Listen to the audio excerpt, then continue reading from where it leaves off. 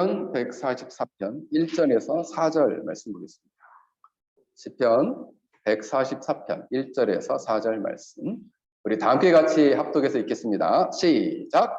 나의 반석이신 여호와를 찬송하리로다. 그가 내 손을 가르쳐 싸우게 하시며 손가락을 가르쳐 전쟁하게 하시는도다. 여호와는 나의 사랑이시요 나의 요새이시요 나의 산성이시요 나를 건지시는 이시요 나의 방패이시니 내가 그에게 피하였고 그가 내 백성을 내게 복종하게 하셨나이다. 여호와여, 사람이 무엇이기에 주께서 그를 알아주시며 인생이 무엇이기에 그를 생각하시나이까. 사람은 헛것 같고 그의 날은 지나가는 그림자 같으니이다. 아멘. 기도하겠습니다. 하나님, 이 시간 저희들이 말씀을 듣겠습니다. 우리 5살 어린 생명에서부터 장년에 이르기까지 하나님 깨달을 수 있는 귀를 허락하여 주시고, 말씀이 그 영혼 안에 심겨져 신념이 변화되고 생각과 느낌이 변화되고 인생이 변화되고 인생의 습관과 그리고 전 존재가 변화되는 놀라운 축복을 허락하여 주옵소서. 성령의 정리에 설교자를 붙드시길 비오며 예수의 이름으로 기도하옵나이다. 아멘. 오늘 말씀의 제목은 인생의 질문 시리즈 13번째, 하나님은 우리의 인생을 알아주실까요? 라는 주제를 가지고 말씀을 전하고 합니다. 하나님이 알아주시는 인생, 어떤 인생을 하나님이 알아주실까요? 참 중요한 화두이다라는 생각이 듭니다. 이번에 제가 선교사역을 하면서 섬겼던 제자 목사님이 지지난주 말고 지지난주에 한 주간 왔다 갔는데, 우리 제자 목사님이 저한테 그런 얘기를 해요. 어떤 얘기를 하냐면, 참 감사한 얘기인데, 제가 자신은 많은 사역자 중에서 저를 만나고 나서 또 자기뿐만 아니라 자기에 있는 이제 많은 학생들 또 동기들이 중국말로 티까오했다. 그래서 많이 성장을 했다는, 높이 성장을 했다는 거죠. 자신은 본래 한 70명, 80명 정도 목회하던 교회였는데 저를 만나고 나서 한 320명까지 성장을 했다. 물론 이제 저를 칭찬해 주긴 해서 감사하긴 했는데, 저는 그 소리를 들으면서 어떤 생각을 하냐면, 우리 제자가 나를 인정해 주는구나 라는 생각보다는, 그래도 또 하나님께서 내가 이 40대의 젊은 인생을 불태워서 헌신을 했는데 하나님께서 나의 사역들을 그래도 귀하게 보시고 이런 축복을 해주셨구나, 이런 생각을 제가 하게 되었습니다. 오늘 본문을 보면은 다윗도 똑같은 고백을 합니다. 다윗도 저와 같은 고백을 합니다. 그러면서 자신의 인생을 왜 하나님은 알아주실까, 이렇게 고백하고 있는 것이죠. 많은 학자들은 이 시편 144편은 사무엘하 10장을 배경으로 하고 있다고 봅니다. 사무엘하 10장은 아람 군대가 암몬 군대와 연합을 해서 이스라엘 백성들을 쳐들어오는 장면이 나와요. 원래는 이 암몬의 왕이 죽게 됩니다. 그래서 다윗 왕이 신하들을 보내가지고 조문을 해요. 조문을 하는데 그 조문을 왔으면 얼마나 감사한 일이에요. 근데 온 사신들의 수염을 깎고 겉옷을 이 엉덩이 위에까지 잘라버렸어요. 그래서 수치스럽게 한 거죠. 고대 중고농지방은 이 명예문화, 지금도 중고농지방은 남아있어요. 그 명예문화. 그렇게 했다는 것은 그 사람들의 명예를 땅에 떨어뜨리고 수치스럽게 한 겁니다. 그러니까 이것에 너무 화가 난 거죠. 그래가지고 이 다윗 왕이 요압 장군을 불러가지고 아비새와 더불어서 가서 전쟁을 하도록 합니다. 근데 1차 전쟁으로도 완벽하게 못 이겼어요. 2차, 두 번째 쳐들어왔을 때는 주위에 있는 나라들이 모였습니다. 주위에 있는 나라 아람 군대 보병 2만 명이 추가되고 마가 왕과 그의 사람들이 1000명이나 왔고 돕 사람들이 10,000명이 참여했어요. 최소 3만 1천 명 이상이 더 추가가 돼가지고 전쟁을 하게 된 거죠. 당시로 그때 3만 명이면 어마어마한 군대. 안 모은 군대도 많이 있었을 테니까 이 군대와 힘을 합치니까 쉽지 않았겠죠. 그때 하나님께서 이 군대로부터 엄청난 승리를 이 다윗에게 안겨줍니다. 그래서 다윗이 무찌르고 승리하게 돼요. 이것을 경험을 하고 나서 바로 오늘 본문을 쓰게 됩니다. 오늘 본문에서 그는 이 치열하고 격렬한 전투와 전쟁에서 우리를 승리하게 하셨다. 그분은 나의 반석이시다. 반석은 적군들이 쳐들어와도 도대체 손이 닿지 않는 높은 바위를 말해요. 그분은 나의 안전한 피난처이시고 반석이 되셨고 나의 손을 가르쳐서 나를 가르쳐서 훈련시켜서 전쟁에서 승리하게 하셨다라고 고백했습니다. 그러면서 하는 얘기가 뭐라고 얘기하냐면 여호와는 나의 사랑이시다. 가장 먼저 고백이 뭐냐면 여호와는 나의 사랑이시다. 사랑 다음에 여호와는 나의 요새시요 나의 산성이시요 나를 구원한 자이시요 나의 방패이시요. 사랑부터 시작해요. 그분이 나를 사랑하셔서 사랑하셨기에 요새와 산성이 되어주시고 사랑하셨기에 나를 구원해 주셨고 사랑하셨기에 적군의 공격으로부터 큰 방패가 되어주셨다라고 고백하고 있는 장면입니다. 사실 여기서 말하는 사랑은 헤세드의 사랑인데 헤세드의 사랑은 늘 제가 말하잖아요. 세 가지의 사랑이에요. 처음부터 끝까지 변함없는 사랑. 인간의 사랑은 자꾸 변하죠. 현진아, 잘 집중해야지. 인간의 사랑은 자꾸 변해. 그런데 하나님의 사랑은 변하지 않아요. 인간의 사랑은 조건을 따져요. 조건을 따져요. 그래서 그 사람을 볼 때 키도 커야 되고 피부도 하얘야 되고 배가 안 나와야 되고 그런 거 있잖아요. 우리 자매들이 형제를 볼 때 키가 커야 되고 또 학벌도 좋아야 되고 집안도 좋아야 되고 믿음은 당연히 따라와야 되고 이런 걸 따지는 거죠. 인간의 사랑은 조건적인데 하나님의 사랑은 조건이 없어요. 우리가 가난하든지 낮은 자든지 그리고 우리의 모습이 그렇게 아름답지 않아도 하나님은 우리를 조건 없이 사랑하신다는 거예요. 어떻게 사랑하시느냐? 마치 부모가 자녀를 사랑하듯이 그렇게 우리를 사랑해 주신다는 거예요. 어떤 사람은 자식이 너무 예쁘니까 자식이 똥을 쌌어요. 그 똥 냄새도 좋대. 그럼 너무한 거 아니에요? 자식이 너무 사랑스러워요. 부모의 사랑이 그런 거죠. 자식을 너무너무 사랑하는 거예요. 마치 하나님께서 우리를 사랑하실 때 너무 사랑하는 자녀를 사랑하는 것처럼 우리를 사랑해 주신다. 그래서 그분이 우리의 요새요 산성이시요 우리를 건지시는 자시요 우리를 보호하시는 방패시다라고 오늘 이 다윗은 고백하고 있습니다. 그러면서 생각을 해봤어요. 근데 오늘 본문을 보면은 어떤 고백이 나오냐면 자신이 왕이 돼서 백성들을 잘 다스리게 하는 것도 하나님이 그렇게 하게 해주셨다는 거예요. 그 자신이 능력이 뛰어나가지고 내가 이렇게 위대한 왕이 된 거야. 그런 고백이 아니라 하나님께서 그의 백성을 나에게 잘 다스리도록 하셨다라고까지 고백하고 있어요. 그러면서 그가 이렇게 고백합니다. 사람이 무엇이간데 주께서 인생이 무엇이간데 주께서 그를 알아보시고 주께서 그를 생각하시나이까 라고 있습니다.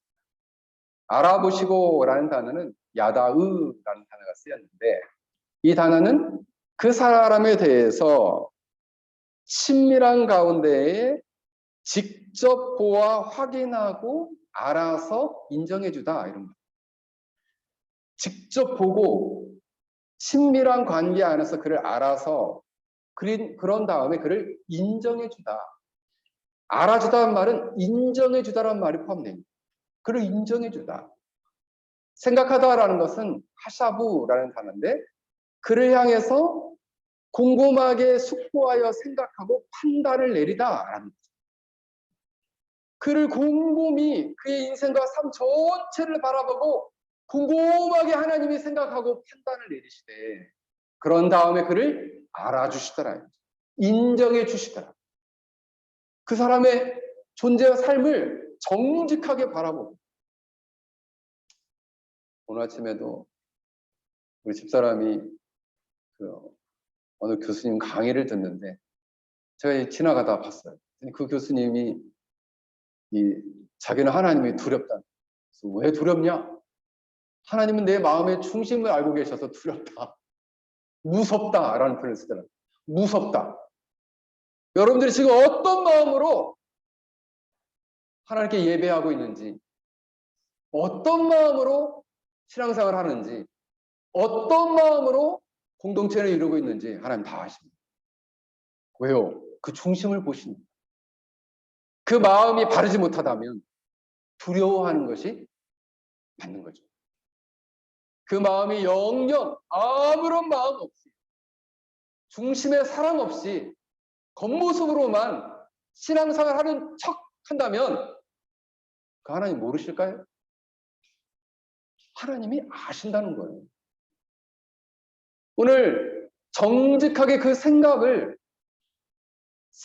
숙고하여 하샤부하여서 판단을 내리고 그리고 그를 직접 보아서 아셔서 그를 인정해 주시겠다라고 말씀하고 있습니다. 사실 하나님은 너무 위대하신 분이고 오늘 다윗의 고백은 사람이 무엇이간데 인생이 무엇이간데 이 말은 무슨 얘기예요? 우리는 하나님이 알아줄 만한 그런 대단한 사람이 아닙니다. 이런 표현이에요. 우리는 하나님이 이렇게 그냥 알아채주고 인정해주고 판단을 내리실 만한 그런 존재가 아닌데 하나님은 우리 한 사람 한 사람을 생각을 아시고 이것을 판단하시고 아실 뿐만 아니라 그를 아실 뿐만 아니라 인정해 주시겠다라고 말씀하고 있습니다. 하나님이 우리를 소중히 여기시며 한 사람 한 사람을 다 아신다는 거예요. 여기 있는 사람들 다 아신다는 거예요. 다 아신다는 거예요. 오늘 성경 4절에 보면 144편 4절을 보면 우리는 정말 하나님이 아실 만한 존재인가? 아시고 인정을 해줄 만한 존재인가? 오늘 시인은 뭐라고 고백하냐면 사람은 헛것 같고 그의 날은 지나가는 그림자 같으니이다. 사람은 헛것 같고 헛것 같다. 헛것 같다라는 말은 원문에 보면 한 호흡과 같다. 그래서 하면 사라지는 거예요. 그게 우리 인생이라는 거예요. 그의 그림자 같다. 해가 떠서 해가 지면 사라져버립니다. 그림자 같은 인생. 그게 바로 우리의 인생인데 알아봐줄 가치가 있습니까? 인정해줄 가치가 있습니까? 라고 묻는 것이죠. 왜요? 우리 인생이 너무나 일시적이기 때문이에요. 저는 사실 청년사역을 오래 했습니다. 청년사역을 한 9년 정도 했는데 저는 청년사역을 했기 때문에 제가 나이를 먹는지를 진짜 몰랐어요. 그래서 제가 30대 때는 그러니까 나이를 먹는 줄 전혀 몰랐어요. 30대 때는. 왜? 만나는 친구들이 다 20대, 30대니 나이 드는 줄 몰랐어요. 나이 드는지. 근데 어느새 10년씩 한 발짝 뛰면 10년이 훅 지나고 제가 이 나이가 됐다는 건 지금도 믿기지가 않아요. 우리 딸이 여기 와 있는데 우리 딸이 진짜 막 코를 흘리면서 올 때가 엊그제 같은데 벌써 이렇게 대학 3학년이 됐다는 게 믿기지가 않아요. 언제 이렇게 컸냐? 언제 이렇게 세월이 빨리 지나가? 제가 선교사역을 나갈 때 저희 가정을 도왔던 사람들이 있습니다. 그래서 일명이 이제 우리 선교사들은 동역자들이다. 함께 힘을 모아서 사역하는 분들이다. 이렇게 얘기하는데 그 동역자분들이 여럿이 있는데 그 중에서 제가 선교제에 나온 지 10년이 됐거든요. 10년 동안 하나님이 불러가신 사람이 4분이. 4분. 그 중에 두 분은 60대시고 그 2분은 백혈병으로 돌아가셨어요. 그리고 2분은 나랑 동갑이에요. 동갑. 2분.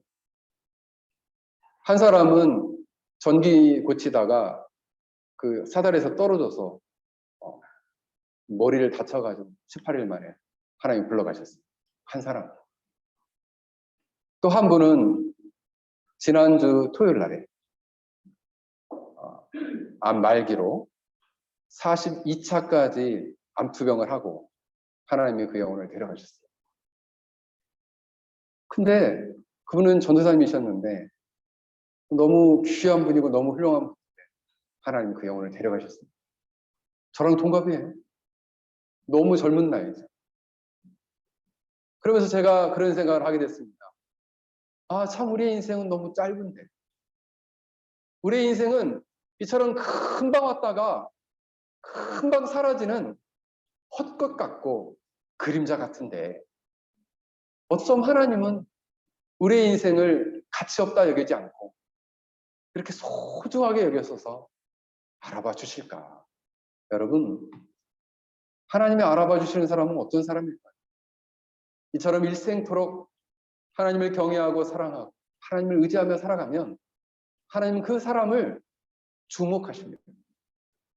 세상에서는 지위가 높고 큰 부자거나 명성을 떨친 유명인이거나 연예인이거나 이런 사람들의 죽음에 집중하지만 주목하지만 하나님은 그런 사람에게 별로 관심이 없어요.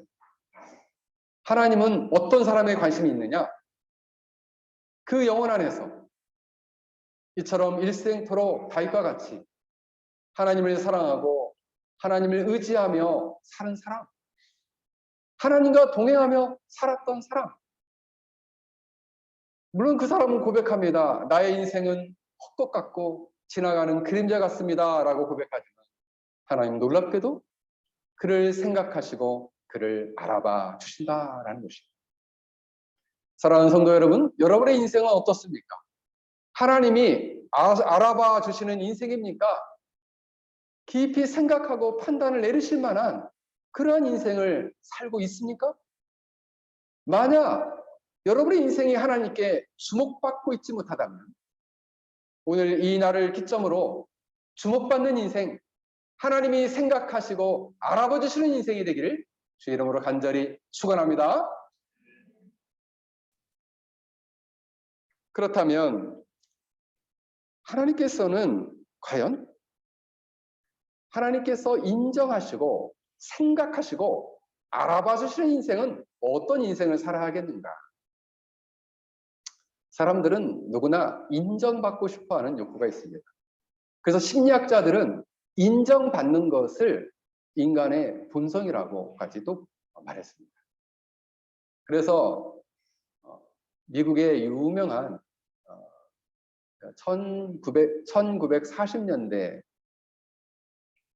에이브러함 메슬로우라는 사람이 욕구 단계설, 5단계설을 주장했는데 인간이 가지고 있는 욕구가 있다는 거예요. 그 욕구가 5가지인데 가장 1단계에서는 생리적인 욕구, 의식주가 해결되기를 원하는 욕구가 있다. 2단계는 위협이나 위험, 그리고 전쟁이나 폭력, 질병으로부터 어떠한 박탈로부터 보호받고 싶어 하는 그러한 욕구가 2단계가 있다는 거예요. 3단계는 안전하다고 느끼면 그 다음부터는 어떤 욕구가 생기냐면 애정이나 소속의 욕구가 생긴다는 거예요. 그래서 어떤 단체나 어떤 회사나 어떤 학교에 소속되고 싶어 함으로써 안정감을 찾고자 하는 거죠. 근데 단순히 이름만 올려서는 이 욕구가 채워지지 않는다는 거예요. 그 안에서 누군가로부터 영향력을 미치고 누군가로부터 인정을 받을 때에 그 욕구가 채워진다는 거예요. 그게 바로 네 번째 단계인 존경의 욕구, 인정받고자 하는 욕구. 그럼으로써 그 목표는 뭐냐? 이 심리학의 최종적 목표예요. 이 심리학의 최종적 목표는 자아를 실현하고자 하는 욕구가 있다는 거죠. 물론 이제 메슬로우는 그 연구를 발표하고 오랜 뒤에 6단계인 자기 초월적 욕구에 대해서 이야기를 합니다. 그런데 이 심리학에서 말하는 욕구의 최종 끝에는 무엇이 있느냐면 자기가 있어요. 자아의 실현. 자신의 목표와 욕망의 실현이 있는 그 중심에는 뭐가 있습니까? 자기 인정에 대한 욕구. 누군가 자기를 인정하지 않으면 어떤 마음을 갖느냐? 우울해져. 누군가 자기를 인정해주지 않으면 어떤 사람과 대상에 대해서 집착하게 돼요. 그래서 집요하게 집착하는 사람 있죠. 저도 경험해 봤는데 아주 무섭습니다. 네. 무서워요. 왜? 인정받고 싶어 하는 거죠. 그래서 사람에게 집착해요. 그리고 이 사람은 이 인정받고자 하는 이 욕구 때문에 미친 듯이 공부하고 연구하기도 한다는 거죠. 또 인정받고자 해서 어떤 일에 막 몰두한다는 거죠. 왜? 성과를 거둬야 되니까. 인정받고자 하는 욕구 때문에. 그리고 누군가 인정해주지 않으면 증오범죄를 일삼는. 요즘 한국에서 문제가 되는 게 뭐예요? 인터넷에 살인 예고를 올리고 흉기를 들고 나가서 무차별적으로 사람을 찌르는 거죠. 왜요? 그 중심에는 뭐가 있어요? 나 좀 알아서라. 이거 있죠. 내가 누군 줄 아느냐? 나 이런 사람이야. 이런 거. 마치 조폭들이 온몸에 문신을 새기면서 나 이런 사람이다. 겁 좀 먹어라. 이런 겁니다. 왜요? 위협하고 자신의 힘을 과시함으로써 인정받고자 하는 욕구를 충족하자 하는 거죠. 소속되기를 원해서 조폭 단체에 가입을 하는 거예요. 한국에서는 요즘 그러니까 미성년자들이 이 조폭에 막 가입을 해가지고 문신을 새겨가지고 사회적인 문제가 되고 있다고 합니다. 그래서 이 자아 인정은 그런 것을 심리학에서는 존재 인정 욕구라고 합니다. 존재 인정 욕구. 존재 인정 욕구. 근데 더 나아가서는 감정조차도 인정받고 싶어 한다는 거예요. 그래서 내가 어떤 마음인지 좀 알아줘. 이걸 못 알아주면 어떻게 해요? 증오범죄를 일삼는다. 증오범죄. 누군가를 공격하고 파괴적으로 바뀐다. 왜? 내 마음을 못 알아주니까. 내가 속상하다. 이 마음을 알아달라는 거예요. 내 마음이 화가 났다. 이 마음을 내가 알아줘라. 내가 칼 들었다는 얘기 뭐예요? 나 좀 알아줘라.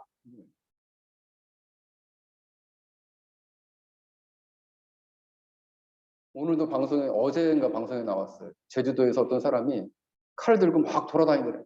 사람이 경찰에 신고했어요. 그래서 경찰 3사람이 둘러싸요.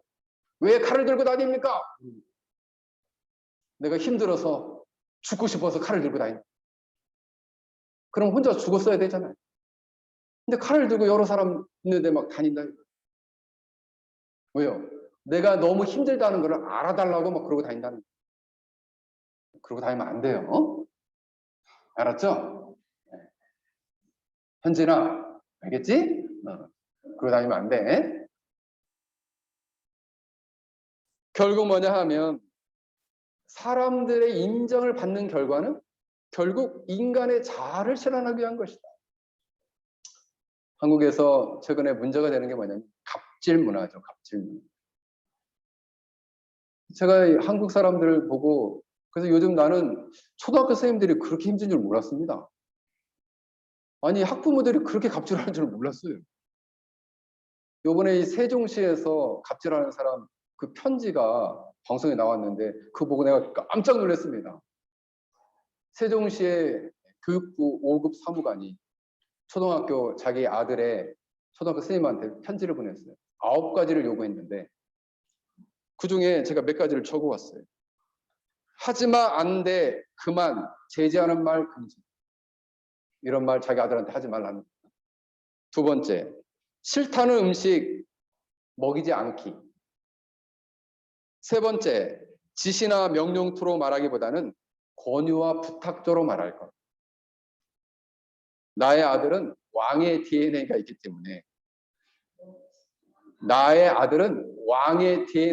때문에 왕자에게 말하듯이 부탁조로 말하면 듣는다는 거예요. 그리고 여덟 번째인가, 이 말도 나는 참 이해가 안 되는데, 아들에게 두 손을 양손을 모으고 공손하게 인사하지 말도록 할 것. 인사하기 싫은데 인사를 잘해야 된다는 부담감 때문에 이 아이가 자존감이 심히 훼손됩니다. 이렇게 써가지고 보냈더라고요. 그러니까 인사도 시키지 말라는. 그래서 내가 속으로 생각했어요. 참 못난 사람이다. 참 못난 사람이다. 얼마나 자기 자식을 갖다가, 그러니까 자기도 인정받고 싶은 거죠. 자기 자식을 통해서. 여러분, 예수 믿는 사람은 절대 그러면 안 됩니다. 네. 예수 믿는 사람은 믿으면 믿을수록 겸손해지고, 신앙이 깊어지면 깊어질수록 낮아지고, 그리고 하나님을 의지하면 의지할수록 다른 사람을 존중하고 사랑해야지. 이게 뭡니까? 물론 이 사람이 예수를 안 믿기 때문에 이렇게 하겠지만, 이 사람이 예수 믿는 사람이라면 진짜 놀랄 일이에요. 여러분, 이처럼 갑질을 하는 것도 사람들의 인정을 받기를 원하는 죄된 본성에 의해서 행하는 것입니다. 그래서 자신을 하나님의 자리, 왕의 자리에 갖다 놓고, 내 아들은 왕의 DNA가 있다. 왕자처럼 대해라. 뭔 말이에요?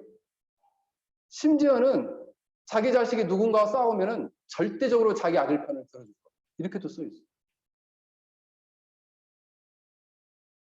옛날에 우리 어릴 적에 우리 어머니들은 때려서라도 좀 가르쳐 주십시오. 이렇게 얘기했거든요, 선생님들한테.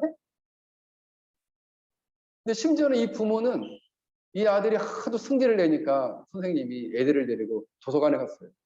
이동수업을 한다니까 안 간다고 막 화를 내고 때렸으니까 그럼 너희 이 자리에 있어 하고 도서관에 갔더니 아동 학대로 고소를 해버렸어요. 이 선생님. 정말 미친 거 아니에요? 이 사람 마음 안에 있는 인정받고자 하는 욕구가 삶에서는 이렇게 어마어마한 갑질로 나타나게 된다. 그래서 여러분, 이 죄된 본성이 인정받고자 하는, 사람에게 인정받고자 하는 욕구가 그 마음을 사로잡게 되면 어찌 보면 그 사람은 매우 열등감을 느끼는 사람이에요. 그렇기 때문에 교만해지는 거예요. 열등감과 교만함은 백지장 한 장 차이예요. 그럼으로써 다시 사람들에게 인정받기 위해서 누군가에게 고통을 주고 누군가를 무시하고 누군가에게 어려움을 가져다 준다는 거예요. 이게 사람들에게 인정받기 위한 사람들의 모습입니다.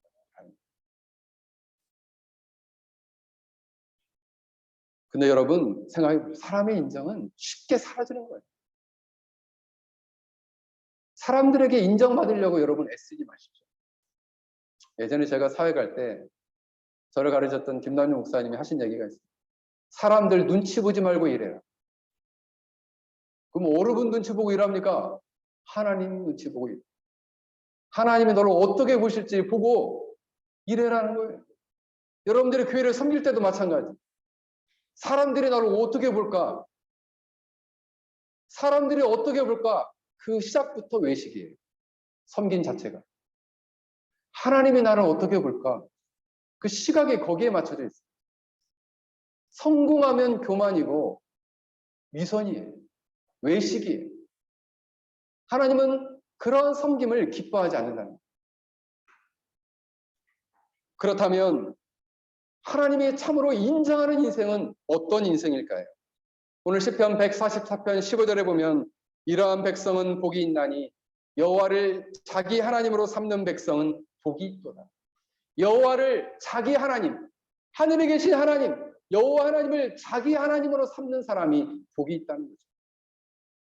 여러분, 여호와를 자기 하나님을 삼아서 의지한다. 라는 의미는 어떤 의미일까요?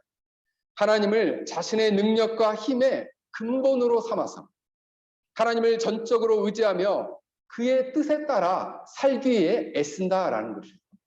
그러므로 하나님을 매 주일마다 예배하고 하나님을 전적으로 의지하고 이렇게 예배 가운데 선포되는 말씀에 순종하며 그 뜻을 따라 부지런히 살려고 애쓰는 사람, 이러한 사람, 자신의 인생의 모든 삶의 현장에서 나의 나 된 것은 하나님의 은혜이고 나의 인생의 주인은 하나님이시다라는 것을 인정하는 사람, 그 사람을 하나님이 인정해 주시고 알아봐 주시고 생각해 주시고 판단하여 인정해 주시겠다 말씀하고 있습니다.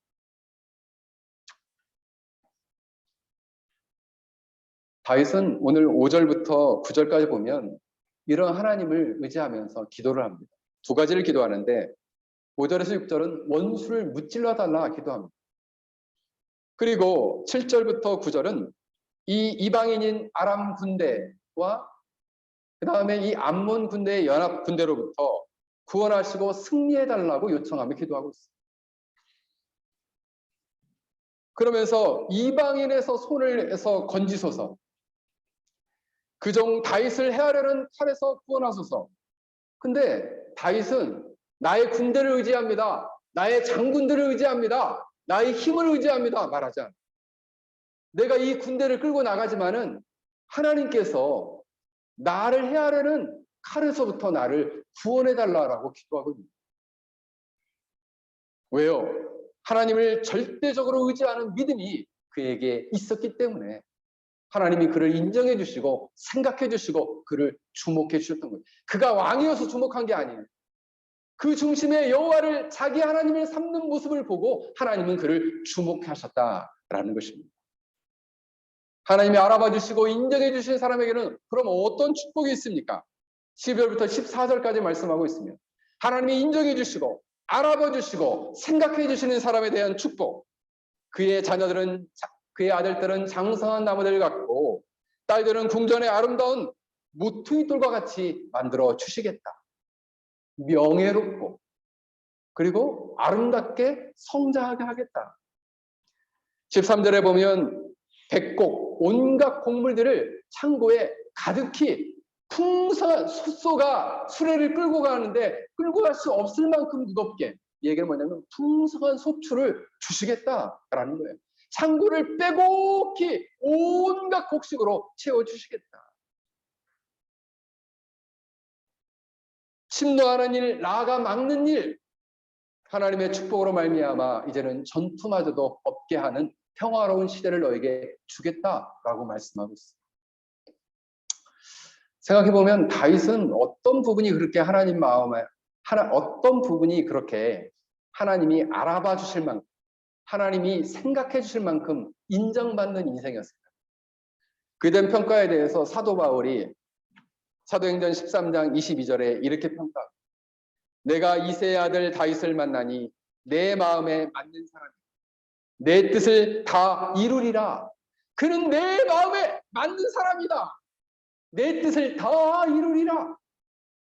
내 마음에 맞는 사람이다. 원문을 찾아보면 맞는이라는 단어가 깠다라는 단어가 쓰였는데 헬라어로 깠다라는 단어는 뒤를 쫓다, 따르다 이런 말. 하나님을 뒤를 따르는 자, 하나님의 뜻을 따라 사는 자, 그가 바로 하나님 마음에 맞는 자. 자기 마음은 중요하지 않아요. 하나님의 뜻이 어디에 있느냐, 하나님 마음이 어디에 있느냐, 그게 중요해요. 하나님이 말씀하시면 네, 하나님이 뜻하시면 네, 순종하겠습니다. 다윗이 그랬다는 거예요. 사실 다윗은 무지한 자는 아니었죠. 무지한 자는 아니어서 우리아를 죽게 만들었고 그리고 밧세바를 간음했던 사람이었어요. 근데 그가 자신의 범죄를 깨닫게 되었을 때 하나님의 뜻을 깨달아서 하나님 마음에 알아서 죄를 깊이 회개합니다. 뿐만 아니라 자신은 왕이었지만 자기가 자기 인생의 왕이 아니라 하나님이 자기 인생의 진정한 왕이심을 그는 알았어요. 그래서 끊임없이 하나님의 뜻을 물었습니다. 하나님, 이 일은 어떻게 하면 좋을까요? 사울 왕이 자기를 죽이려고 줄기차게 쫓아다닐 때도 사울이 잠들어 있었거든요. 자기가 한 번만 탁 찌르면 죽을 수 있었는데 그때도 물어요. 어떻게 하면 좋을까요? 하나님의 뜻을 묻는 사람이었어요. 그리고 열왕기상 15장에 보면 그는 하나님 보시기에, 여호와 보시기에 정직한 자였다 이렇게 말씀하고 있어요. 사랑하는 성도 여러분, 그래서 하나님의 뜻을 이루는 자, 하나님 마음에 합한 자는 어떤 사람인가? 내 뜻이 무엇이 간에 하나님의 뜻이라면 나는 준비되어 있습니다. 말씀만 하십시오. 내가 순종할 준비가 되어 있습니다. 말씀만 하십시오. 그러면 내가 따르고 순종하겠습니다. 라는 사람. 이런 사람을 하나님은 생각하시고, 이런 사람을 알아봐 주시고, 이런 사람을 존중해 계시고, 이런 사람을 주목하시고, 이런 사람을 보석과 같이, 다이아몬드와 같이 빛나는 인생이다 라고 말씀해 주신답니다. 제가 이번에 휴가 때 태국을 갔는데, 제가 사실 보통 때는 안 가는데 우리 딸이 또 귀걸이를 하나 사고 싶다 그래가지고 보석점에 갔어요. 보석을 산 건 아니고 보석점에 가니까 다이아몬드가 있더라고요. 저는 제가 다이아몬드를 그렇게 가까이서 처음 봤습니다. 그렇게 가볼 일이 없어가지고 봤는데 너무너무 아름답게 반짝거리는. 여러분들이 하나님 앞에 여러분의 인생이 다이아몬드처럼 빛나는 그런 보석과 같이 아름다운 인생이 되려면 어떤 인생이 되어야 될까요? 하나님 마음에 합한 사람, 하나님 마음을 따르는 사람, 하나님의 뜻에 순종하며 그분에게 돌이켜 그분의 뜻이라면 어디든지 순종하며 살고자 하는 사람, 그의 뒤를 따라가는 자, 그의 뜻을 이루고자 부단히 애쓰는 자. 그래서 여러분 생각해야 돼요. 내 인생 속에서 하나님의 나라와 영광을 위해서 나의 인생은 부단히 어떻게 나의 주신 바 책임과 책무를 감당할 것인가. 나는 어떻게 이 공동체를 이루고 나는 하나님께서 이 페낭에서 살게 하셨는데 하나님께서 나에게 통해서 이루고자 하시는 하나님 나라의 커다란 구원의 도도한 구원의 계획과 그 계획이 실행되고 완성되어져 가는 데 있어서 나는 어떠한 역할과 책임과 사명을 감당할 것인가를 늘 묻고 그 뜻을 따라 걸어가는 인생이라면 하나님이 그의 인생을 알아봐 주시고 생각해 주시고 인정해 주신다. 사람의 인정을 쫓는 어리석은 인생을 살지 말고 참으로 하나님이 인정해 주시는 복된 인생을 살아갈 수 있기를 주의 이름으로 간절히 축원합니다. 함께 같이 오늘 말씀을 생각하면서 함께 기도하겠습니다.